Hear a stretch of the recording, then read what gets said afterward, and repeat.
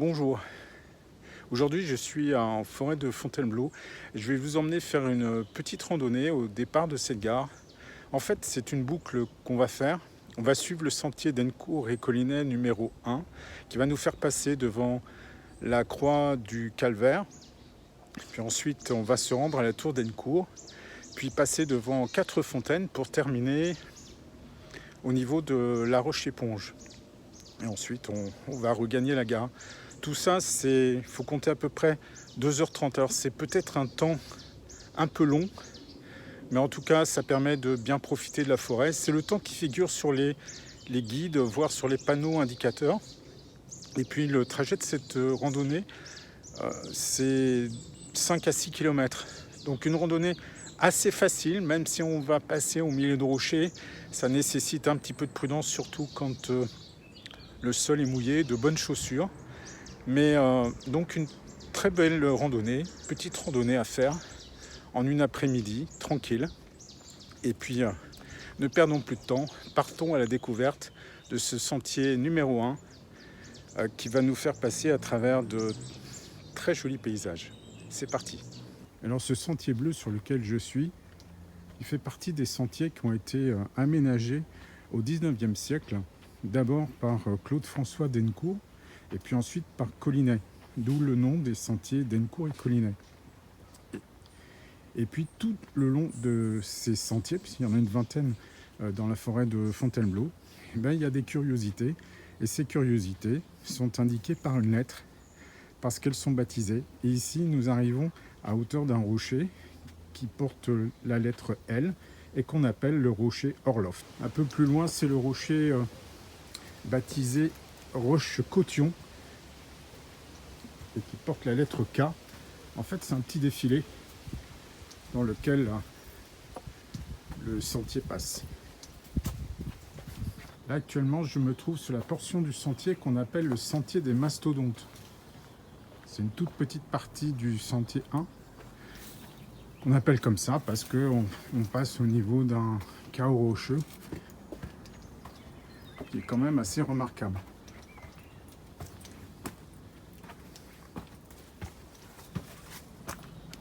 Ici, c'est la lettre P qui indique que j'arrive devant une antre.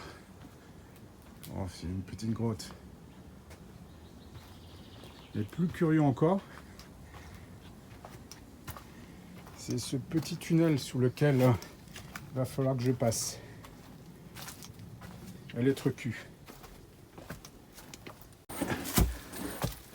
J'ai le sac qui frotte. Faut vraiment se baisser.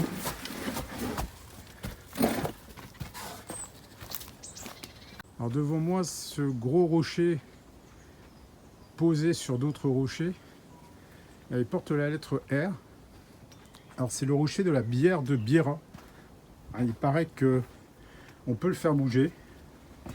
Alors moi j'ai essayé. J'ai pas vu qu'il bougeait. À la lettre R. Et devant moi, c'est le rocher des Marsouins.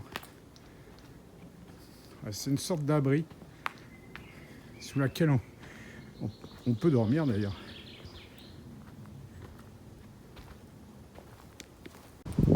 Devant moi, c'est la croix du Calvaire. Alors pourquoi ce nom-là? Parce qu'en fait, au XVIIIe siècle, se dressait un calvaire. Il a été détruit durant la Révolution française, reconstruit par la suite, de nouveau abattu, et la croix qui se dresse devant moi date de 1838. Et au pied de cette croix, on a un belvédère qui offre une belle vue sur la partie sud de la forêt, avec au premier plan la ville de Fontainebleau. Et là, après la croix, sur la gauche, c'est la ville d'Avon, qui est limitrophe de Fontainebleau. Et on aperçoit le viaduc sur lequel il y a un train qui est en train de passer. Il est vraiment au fond. Croix sur le côté droit du sentier, une petite grotte qui est marquée d'un astérisque. C'est la grotte du Calvaire. On arrive en face une sorte de petite falaise, une barrière qui indique qu'on ne peut pas accéder à l'abri qu'on a devant nous, parce que malheureusement il y a des risques d'effondrement. Le sentier numéro 1 traverse toute cette zone rocheuse. Alors devant nous, on a cette espèce de muraille. C'est du grès dur et c'est la spécificité de la forêt de Fontainebleau. Ce sont tous ces rochers qui en fait ont été formés il y a plus de 30 millions d'années, puisque le bassin parisien était envahi par la mer. Et lorsque la mer s'est retirée, elle a laissé beaucoup de sable. Et à certains endroits, ce sable s'est aggloméré, a donné du grès. Ensuite, l'érosion a fait son travail, ce qui fait qu'on a des blocs dont certains ont vraiment des formes très, très curieuses. Et puis il y a d'autres blocs dont les parois sont très appréciées des grimpeurs, qu'on appelle ici des varapeurs, des gens qui pratiquent de la varape. Et à certains endroits, donc, on a des voies qui ont été tracées et en fonction de la difficulté, il y a des flèches de diverses couleurs, bleu, jaune, vert, orange. Les plus durs sont les noirs. Ah, devant moi, c'est la lettre U qui indique que j'arrive dans le défilé des cyclopes.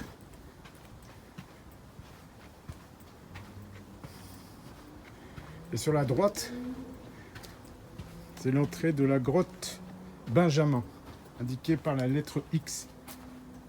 On peut aller voir.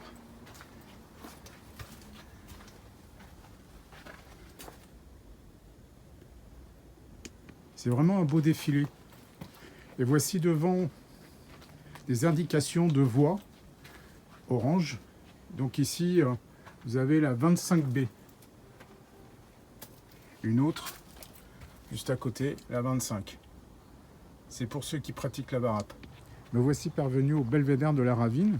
Et devant moi, sur le tronc, il y a un panneau qui indique qu'il y a une bifurcation, puisque d'ici, je peux suivre un sentier qui va me mener au rocher Caspeau. C'est le sentier numéro 3. Mais moi, j'ai prévu de continuer en direction de la tour d'Ennecourt. Donc, je vais continuer de suivre le sentier numéro 2. Et sur ce panneau, donc, vous avez des temps de parcours. Et on peut lire qu'on est à 40 minutes de la gare SNCF et 45 minutes de la tour d'Ennecourt, pardon. Ce sont vraiment des temps qui sont bien plus longs que ceux qu'on peut réaliser en marchant à vitesse moyenne. À partir du belvédère de la Ravine jusqu'au pied du relief où se trouve la tour d'Ennecourt, on va changer de paysage, puisqu'on va quitter tous ces rochers qui font le charme de la forêt pour se trouver sur un terrain plat avec des chênes, des hêtres, des charmes. En tout cas, un paysage vraiment différent. Et on va retrouver la zone rocheuse au niveau de la tour d'Ennecourt. Devant moi, une petite curiosité, puisqu'on peut voir que le panneau indiquant la direction du sentier d'Ennecourt et Collinet numéro 2, dans quelques années, on ne le verra plus, puisqu'il est en train d'être dévoré par le tronc de ce pin. Alors, le sentier est en train de traverser une pinède. Il faut savoir que les pins sont très nombreux en forêt de Fontainebleau, parce que le sol est pauvre et que c'est un arbre qui s'adapte facilement à ce type de sol. Et c'est surtout au début du 19e siècle qu'on a entrepris ces plantations de résineux. Le sentier numéro 2 traverse une petite route goudronnée, la route Jean Bart. On la retrouvera tout à l'heure. Elle fait partie de ces petites routes qui sont interdites à la circulation et qui permettent donc de se promener tranquillement ou de faire du vélo, du skate, du patin, sans être dérangé par les voitures. Alors de l'autre côté de la route, le sentier retrouve une zone rocheuse. On n'est pas très loin de la tour d'Ennecourt. Et voilà, le paysage qu'on avait quitté après le belvédère de la Ravine, on le retrouve ici, aux environs de la tour d'Ennecourt. Devant moi, c'est la grotte Adam Salomon. avec la lettre H. Devant moi, c'est la tour d'Ennecourt. Elle a été inaugurée en présence du couple impérial en 1853. Suite à un tremblement de terre, en 1878, elle a été détruite et il a fallu la reconstruire. C'est Collinet qui l'a fait reconstruire et même surélever. Alors on va monter à son sommet. Il y a une table panoramique qui indique qu'on est à 130 mètres d'altitude. En face, c'est Saint-Mauroux. Et Saint-Mauroux est au bord de la Seine. Et au premier plan, on voit la table d'orientation. Là-bas, on aperçoit Avon et ses tours. Je continue le sentier d'Ennecourt numéro 2. On part en direction des Fontaines. Donc là, vous avez toute une série de temps de trajet. La gare est à 1h05 de la tour d'Ennecourt. En face de moi, le sentier va passer sous le dolmen Adolphe Johann, qui est marqué d'un astérisque. Alors on passe dessous. Les hauteurs d'homme, il n'y a pas besoin de se baisser. Devant moi, ce rocher aurait une forme de tortue.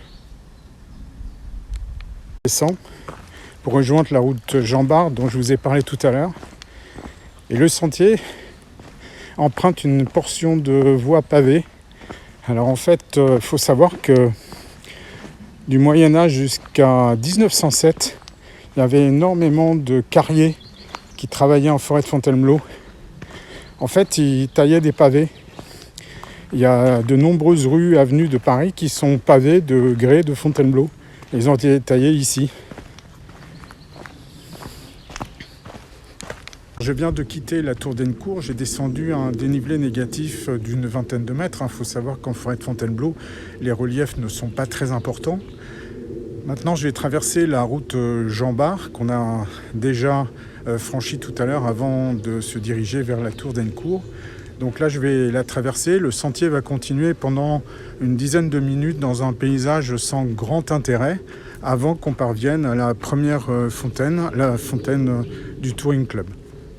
Alors je me suis trompé sur le temps de parcours. Je vous ai parlé tout à l'heure de 10 minutes depuis la tour d'Ennecourt pour arriver à la fontaine du Touring Club, la première fontaine. En fait, il faut plus de temps que ça. Et la voici, cette fontaine. Alors en fait, c'est pas une vraie fontaine. C'est un aménagement artificiel qui date de 1901. Alors il y a un peu d'eau au fond. Et pourquoi il y a cette eau ? Parce que on est à proximité d'une platière. Et en fait, quand il pleut, l'eau s'infiltre à travers le grès. Je vous ai dit tout à l'heure qu'une platière était constituée par du grès. C'est ce qui fait le relief de la forêt de Fontainebleau. Donc l'eau s'infiltre et elle tombe dans une sorte de bassin, d'où le nom de fontaine. C'est la fontaine Désirée. Alors celle-là, elle est plus ancienne. Mais pareil, c'est le résultat d'une infiltration d'eau.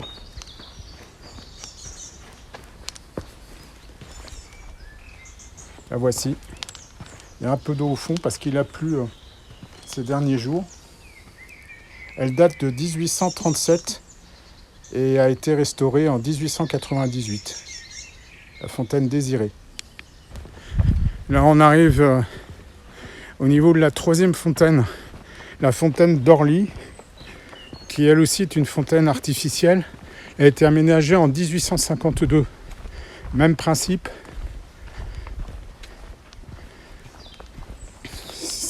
Ce sont des eaux de ruissellement qui tombent au fond. La voici. Fontaine d'Orly.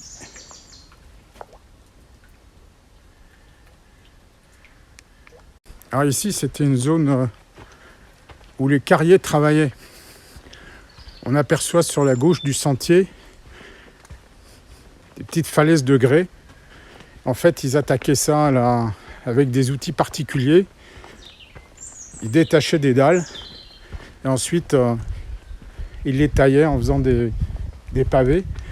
Et sur la gauche, on a des monticules qui sont recouverts de terre, de mousse, qui en fait correspondent aux déchets, aux débris.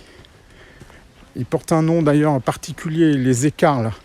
Ce sont en fait les morceaux de pavés qui ne servaient plus à rien. Et ici j'arrive au niveau de la 4e et dernière fontaine, la fontaine Isabelle, qui elle a été aménagée en 1866. Et comme les 3 autres, c'est en fait une fontaine qui récupère les eaux de ruissellement. Et on y accède par un petit escalier. Et voici la fontaine Isabelle.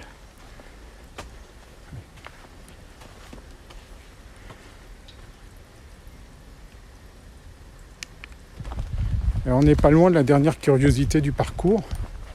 C'est la roche éponge. Alors c'est une roche parmi les plus remarquables de la forêt de Fontainebleau. Maintenant elle est en pleine nature, mais il faut savoir qu'au 19e siècle c'était un but de randonnée. Et comme le sentier bleu il passait à proximité, les gens venaient se promener en forêt de Fontainebleau et avaient comme but de venir à la roche éponge que vous avez en face de vous. Alors d'ici on la voit mieux et on comprend surtout mieux pourquoi on l'appelle la roche éponge.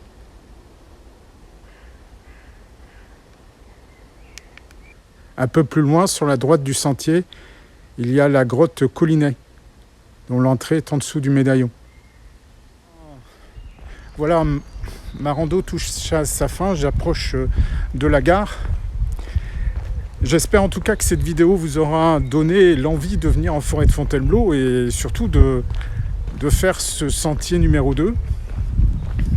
Alors qui n'est pas difficile, il faut juste faire attention lorsqu'on traverse les rochers, il y a des racines, et puis si le temps est humide, ça peut être un peu glissant, mais pour celui qui aime marcher, il n'y a vraiment pas de difficulté. La randonnée en plus n'est pas très longue, je vous ai dit 2h30.